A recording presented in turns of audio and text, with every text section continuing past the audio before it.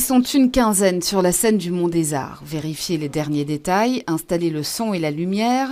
À J-1 du début du BSF, chaque minute compte. Là, on installe l'éclairage. Donc le son est venu un peu plus tôt ce matin. Comme ça, on ne se croise pas et qu'on se fait un peu de place. Et là, on travaille sur placer tout l'éclairage pour le monter en hauteur. Installer les scènes d'un festival urbain, c'est aussi faire avec la topologie bruxelloise, qui impose parfois une certaine créativité. Ici par exemple par rapport à la scène de l'Albertine, on a toujours cette problématique de s'installer sur une place avec une œuvre d'art qui est un peu en épanoui comme ça.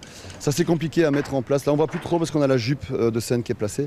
Mais bon ça prend 3 heures à mettre au niveau de la base et puis après il faut être sûr que ça tienne. Et dans 24 heures très exactement, c'est la place des musées qui ouvre le bal. Nouveauté cette année, le chapiteau est remplacé par une scène ouverte d'une capacité de 800 personnes. Mais le grand changement du BSF version 2018, c'est un festival ramassé sur 5 jours au lieu de 10. Ce qu'on a voulu faire, c'est intensifier dès le moment le départ, le moment musical, puisque les années précédentes, ça commençait vraiment tout doucement pour arriver avec l'ouverture de la place des Palais, qui arrivait le 7e jour.